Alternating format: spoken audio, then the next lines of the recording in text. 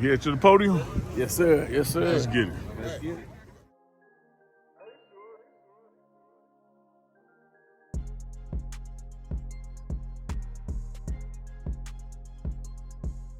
J Mac from Syracuse, New York, man, came all the way out to see my Colorado Buffs. What channel do you watch? They brought you out here. The pregame show. Never watched the college game till last season when Coach Prime came to Colorado. And I am in Colorado at Folsom Field. I am the Colorado Buffaloes auntie from Texas. Sweet treat. Hey, I've been following the pregame show. It's all about let's go Buffs. Away from Texas, yes sir. Watch you every single day. Nobody lays it down like Uncle Neely and the pregame show. Neely, pregame show behind the scenes of everything. And why does he get that kind of access? Why does he get that kind of access? Because trust is involved. You would never get the kind of access you desire unless there's trust and relationship. You're trying to put your up on game.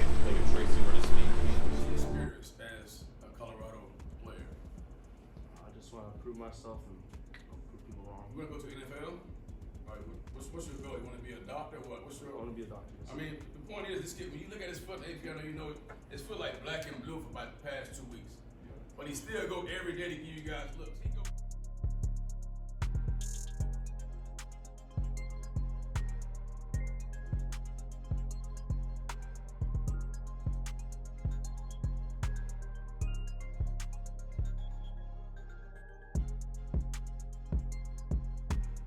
Some of you guys gonna wait for the game, and Coach Prime keep talking about what you're gonna wait for combine, what you're gonna wait for somebody to come out and test you one-on-one, try to get bigger, faster, and stronger. You're gonna keep waiting. So you really don't respect the game. What are you waiting for? Every day we keep talking about your effort, your technique. Like Coach Hart said, man, it's all about your technique, and your assignment is gonna show your effort. What you guys gonna put it to? What are you waiting for? We had a point in our season where we can take control and run the tables.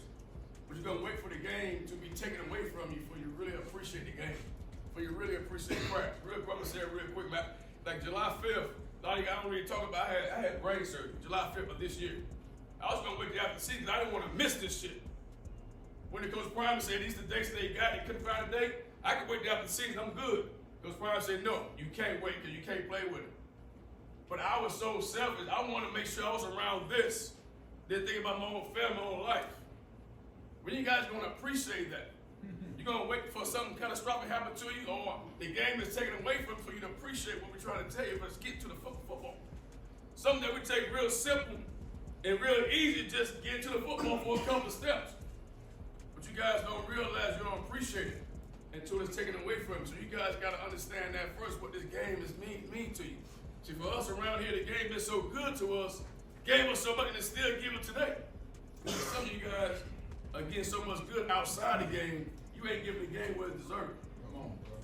So it's time to start thinking about it, guys. You gotta realize we came up in a time where mama had to sacrifice a meal for us to pay a fee for us to play the game of football. So when you guys understand what this game can do for you and what it's doing for you, then you realize what we're talking about is simple stuff for us practice get to the football. And that's what he's trying to explain to you. Don't wait. Because Brian keeps saying so elegant, guys, don't wait to the last minute for you decide who you really can be and what you can be and how you can take care of yourself and your family. It was like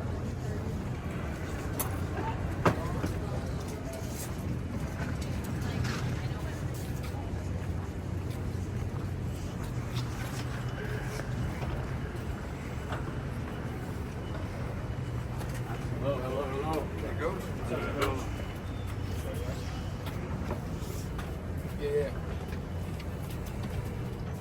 Yeah.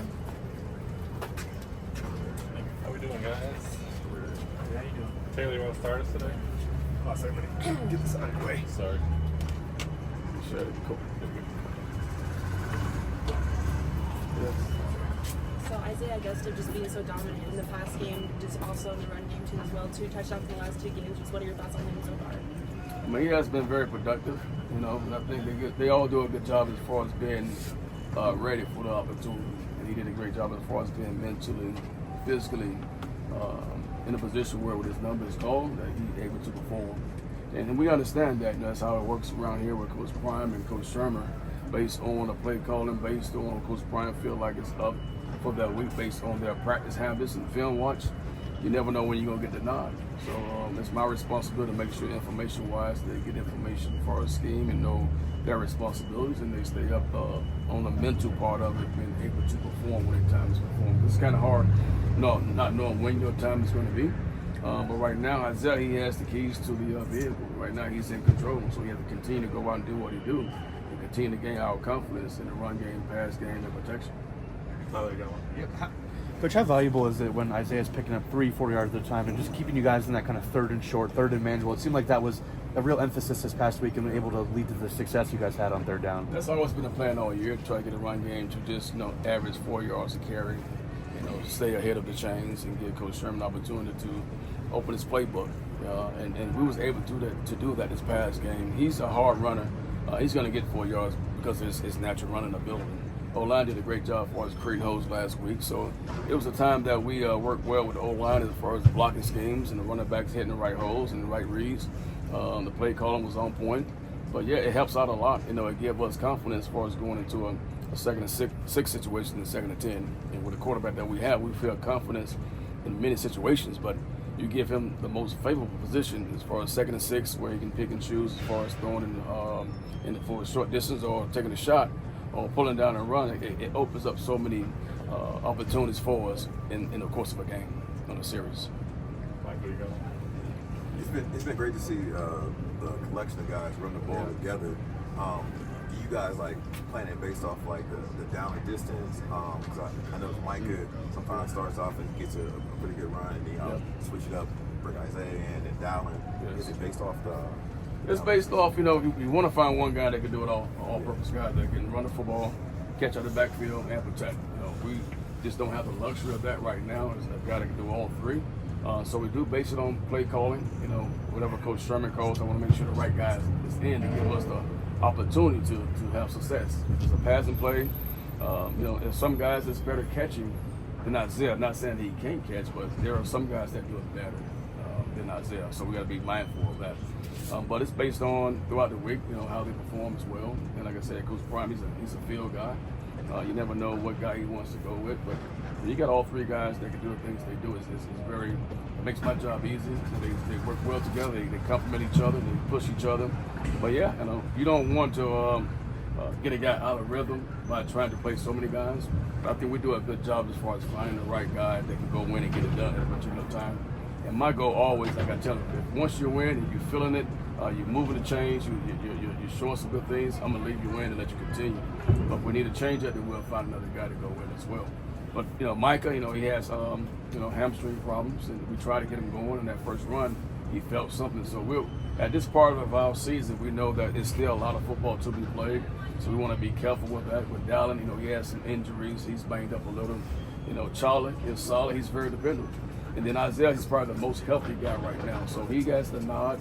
And then we're going to try to get Charlie, not Charlie, but Dallin and Micah too Saturday to do what we continue to do. And then have Charlie as a security plan. Good, man. With Isaiah, how did he bounce back that early fumble in the year? How do you deal with that as a coach, kind of just instilling confidence, kind of turning the page on that? Well, that's the thing that quickly gets you off the field. That's usually what happened. He got off the field, and the next guy gets going. Like we're telling, once you win and you're doing good things, then it's you're in control. But if one thing happened, which sometimes there will, you got to be strong enough mentally to bounce back. And he was able to bounce back strongly from that. And as soon as he came to the sideline, he told me, "Coach, it'll never happen again." He said never happen again. So that's one thing I know, that he's physically, mentally strongest when it comes to that holding on to the ball. And ball security is big for us. So ball security, that's one time he had to come out of the game. If you can go back maybe 2 games, he blew a protection. Protecting the quarterback, we have a quarterback, we feel like we keep him upright, we have a great chance of having success. And he blew a protection where mentally he missed a shot and he had to come out of the game. So when you put those type of things when it comes to responsibility, accountability, when it comes to protection and ball security, they take care of itself, and then they know I can't make that mistakes. We're running. We're going to run the ball naturally. So protection, ball security, all the small things outside of being a great runner is what we really thrive on.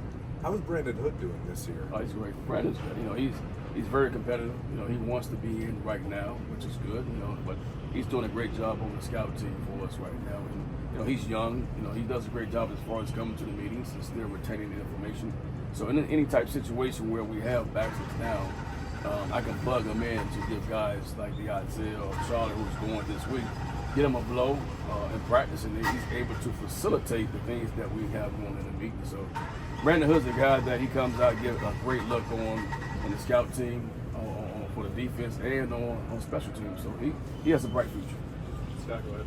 Hey, Coach, you talked about, fumbling being the thing that gets you pulled off the field as it should. How do you kind of help you guys kind of think about balancing, not being scared, like not being afraid to make a mistake and still kind of playing free? We tell them all the time, you're going to make a mistake, make it fast. That's like throwing assignments.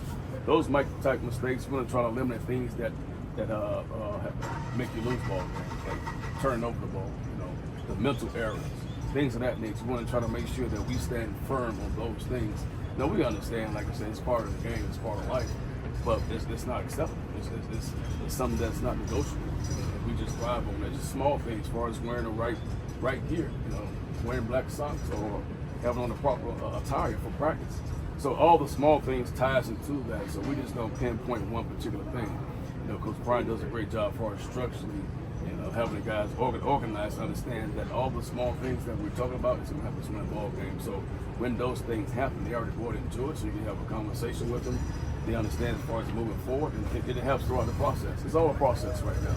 And it's not only this program, but every program goes through it as a coach. Even your own household, certain things you tell your kids, your wife, you guys have a conversation, some things go wrong, how you going to bounce back the next day to make sure that household is still in good spirit.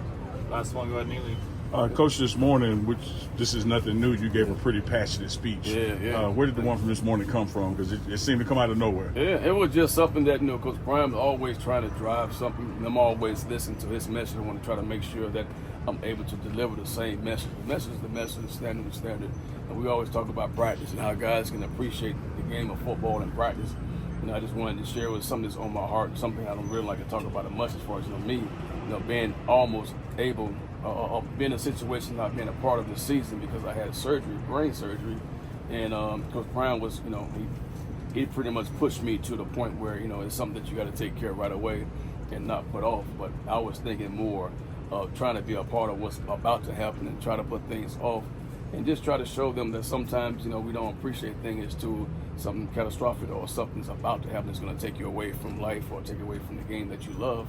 And you just got to appreciate that time. So, me talking that, I just wanted to share that with them, my experience, being a guy that's a coach that's not a player but still love the game. The game gave so much to me so they can understand where practice comes from and appreciate all the small things that you're able to do, that you're blessed with.